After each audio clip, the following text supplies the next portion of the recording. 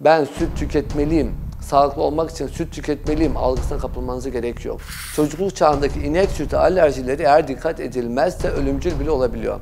Aslında devam sütü diye bir tabir yok. Her gün süt içilmez. Her gün yüksek miktarlarda süt proteine maruz kalmak bizi bazı hastalıklara açık hale getirebilir ve siz bunu hissedemeyebilirsiniz.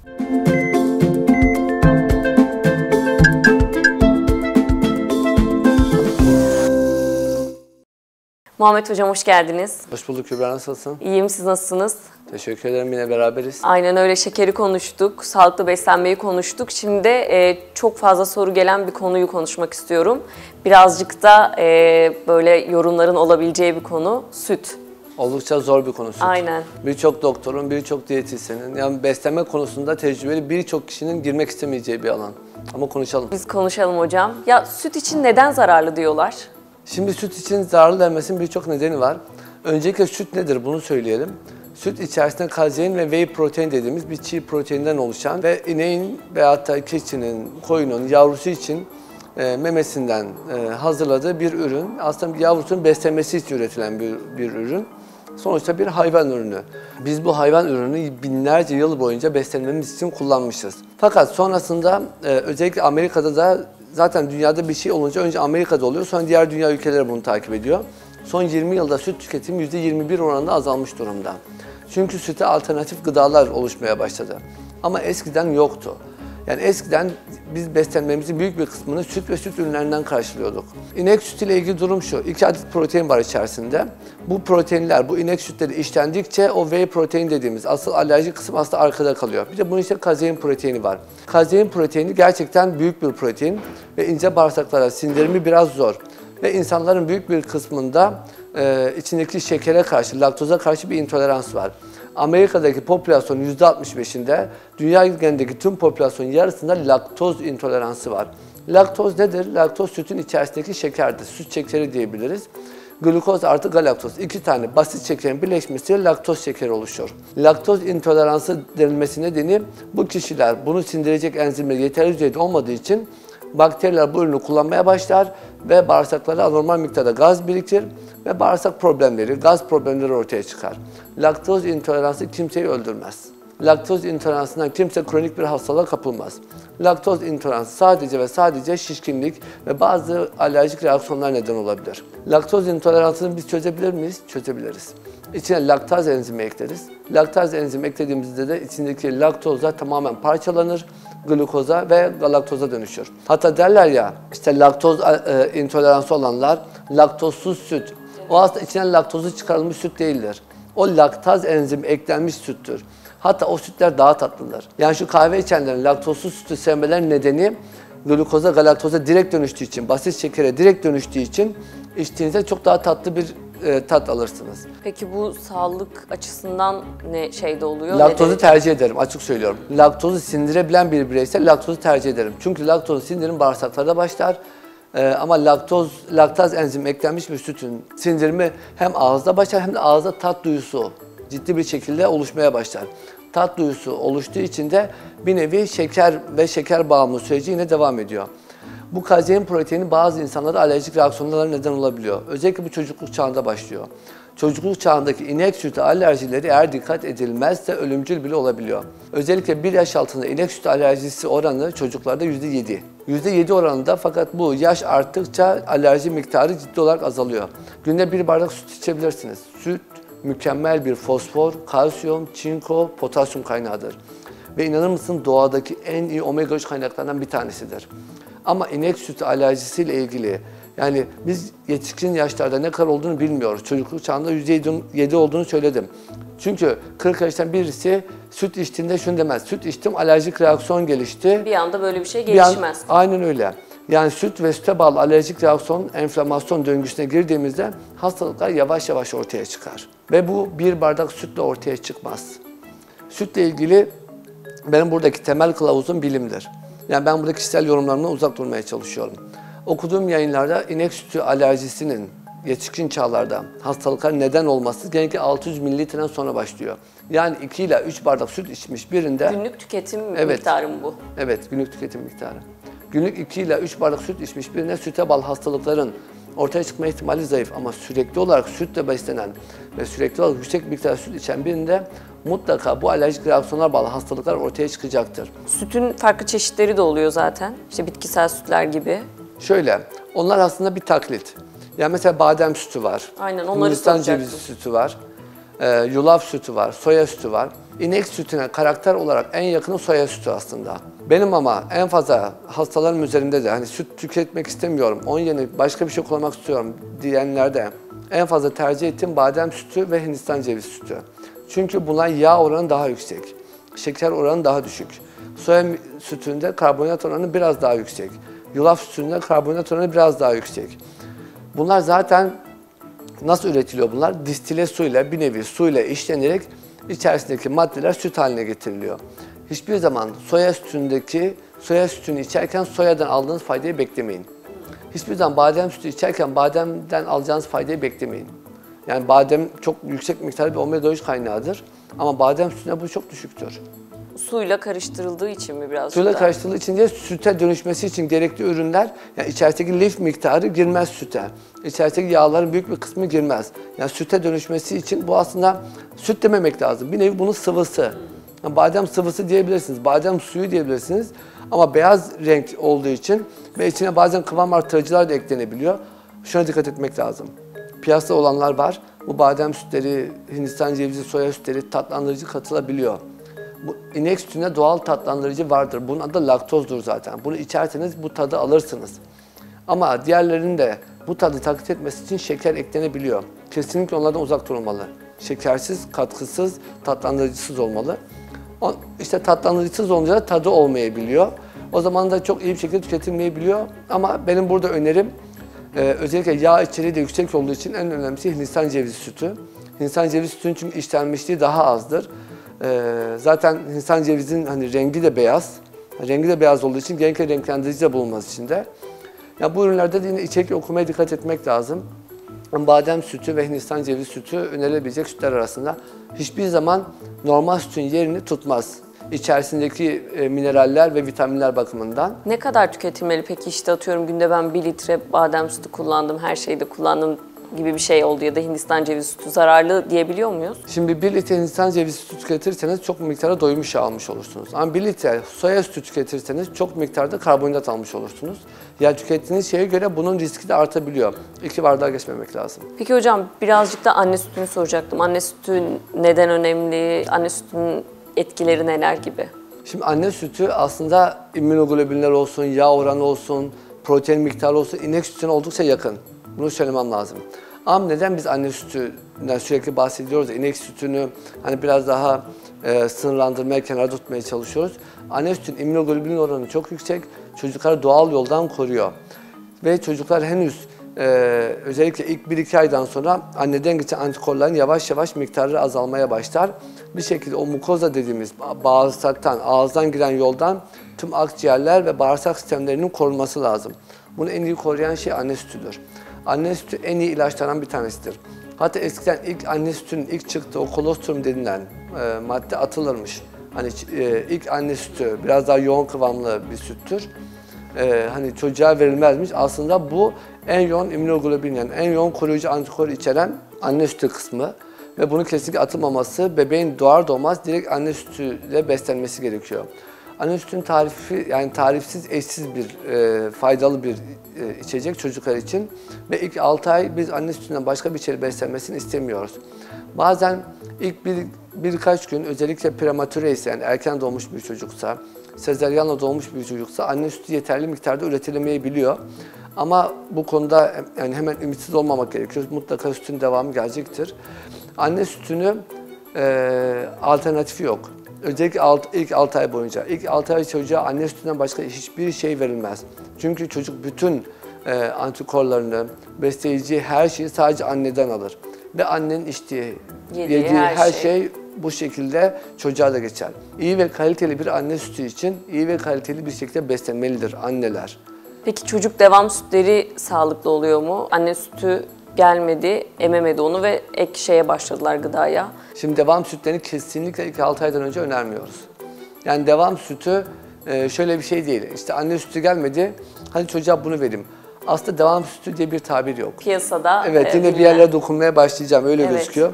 Devam sütünün bizim tıp literatüründe anne sütünden sonra devam edilen süt gibi anlaşılmasını istemiyoruz.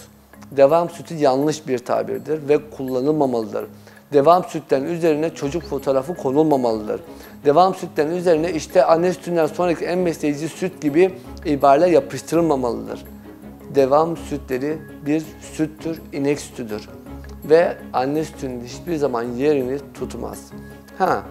Yine başta bahsettiğim gibi anne sütü yetersizdir, 6 ay geçmiştir, başka bir şeyle beslenemiyordur, çocuk da sütü seviyordur, başka bir şekilde kalsiyum alamıyordur, fosfor alamıyordur, beslenmesi yetersiz kalıyordur, süt içebilir. İnek sütüne karşı da bir alerjisi de yoktur, süt içebilir.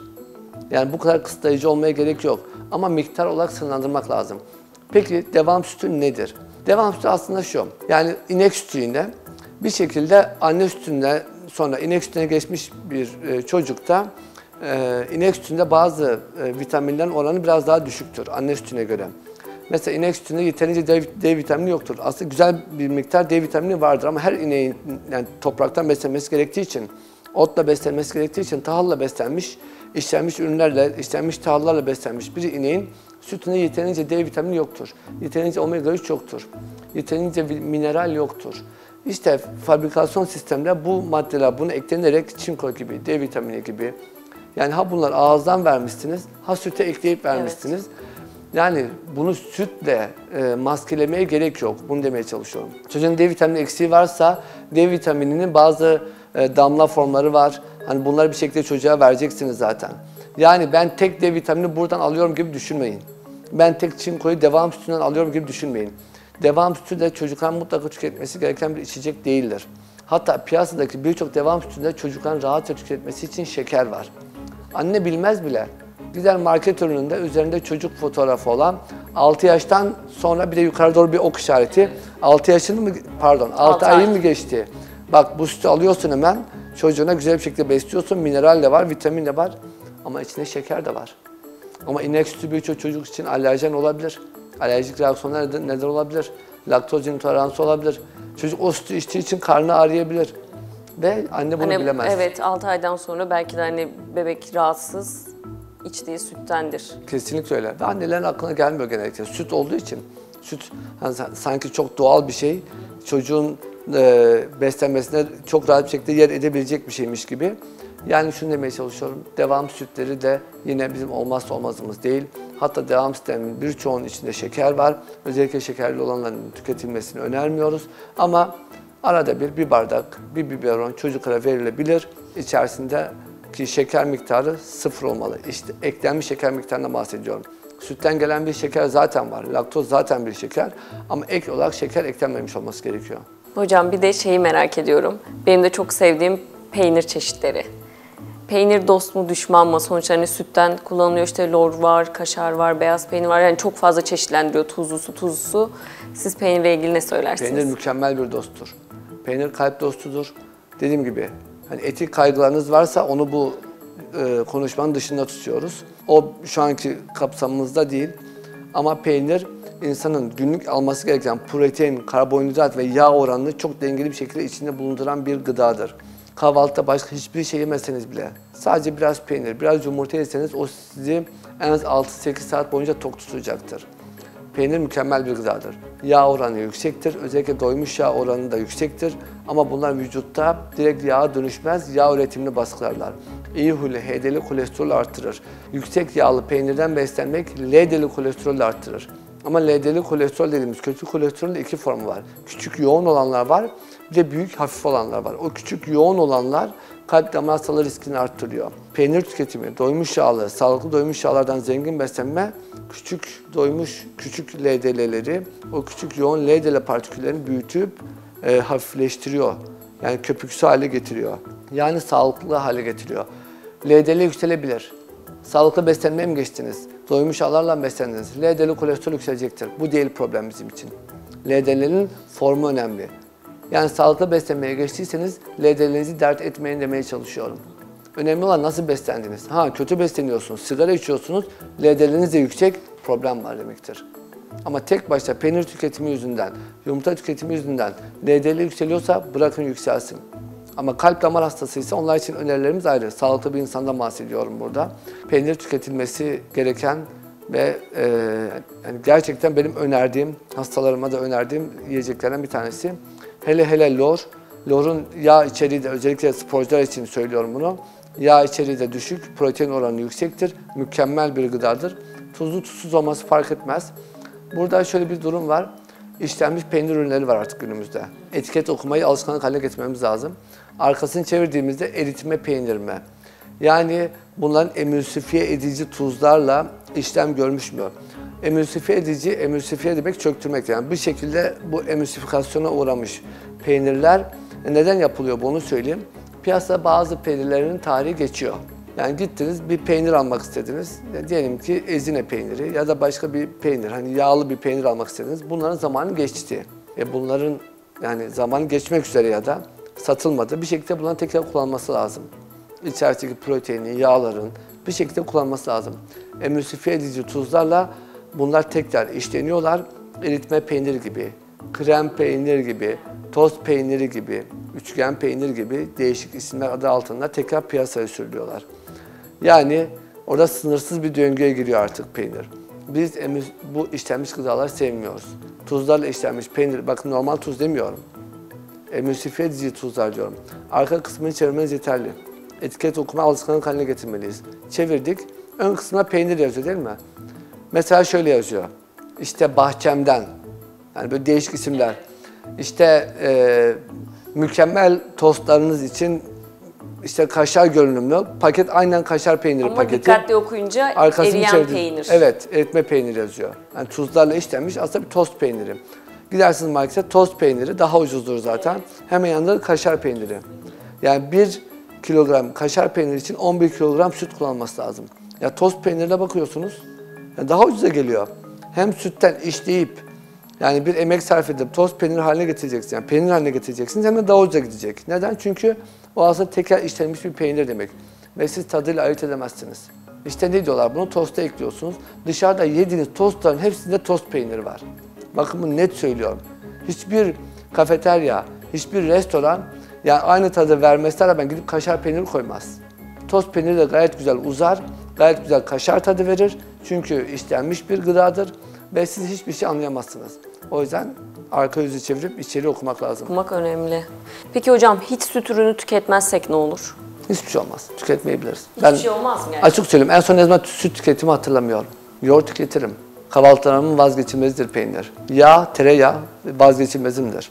Yağ, tereyağı vazgeçilmezimdir. İşlenme ısısı da yüksektir, yanma ısısı çok yüksektir. Yemeklere rahatlıkla kullanılabilir ve kesinlikle zararlı bir yağ değildir. Ama neden süt? Ben neden süt tüketeyim ki? Yani sütteki faydalı kısımların hepsini ben yoğurttan alabiliyorum, peynirden alabiliyorum. Gayet daha yoğun bir şekilde. İlla süt tüketmeme gerek yok. Yani fosforsa zaten şöyle bir şey yok. İçinde kalsiyum var, fosfor var, çinko var, omega 3 var, faydalı yağlar var. Tamam, ben bunu yoğurda çevireyim, mineralden bahsediyoruz. Mineral istediğinizi yapın, kaybolacak bir şey değildir. Süt yoğurda mı dönüştü? Mineraller aynen yoğurda geçer. Yani süt peynire mi dönüştü? O mineraller olduğu gibi peynire geçer. Hani hem yağ oranında daha artmış, hem süt proteini gibi alerjik proteinler geride kalmış. Ben neden süt tüketmek zorunda kalayım ki? Yani keyfine arada bir bardak süt içebilirim. Kahvelerimde de yine ben kahve açıkçası sade içiyorum. Ama illa içeceksem badem sütü tercih ediyorum. Hindistan cevizi sütü tercih ediyorum. Ama sütten çok çekindiğimden değil. Süt benim için bir öcü değil, yani arada bir bardak, 2 bardak içilebilir. Ama her gün süt içilmez. Her gün yüksek miktarlarda süt proteine maruz kalmak bizi bazı hastalıklara açık hale getirebilir. Ve siz bunu hissedemeyebilirsiniz. Yani süt sürekli yüksek miktarda tüketilecek bir ürün değildir. Ama süt öcü de değildir. Yani süt ne bahsedildiği gibi çok tehlikeli, ne de çok övüldüğü kadar da çok faydalı bir ürün değildir. Olmasa da olur gibi. Olmasa da olur ama şöyle, süt ürünlerinden uzak kalmaya gerek yok. Katık diyoruz ya, bunlardan uzak kalmaya gerek yok. Mükemmel gıdalar bunlar. Bir peyniri sadece neden süt tüketmiyorum? Sadece süt için aynen. Hocam bu kısımda takipçilerimizin merak ettiğini soruyorum. Karpuz sağlıklı mı? Yaz mevsimi de gelmişken. Karpuz mükemmel bir gıdadır. İçerisindeki likopen ciddi bir antioksidandır. Kanser koruyucu özelliğe sahiptir. Karpuzun kırmızı rengi zaten buradan gelir.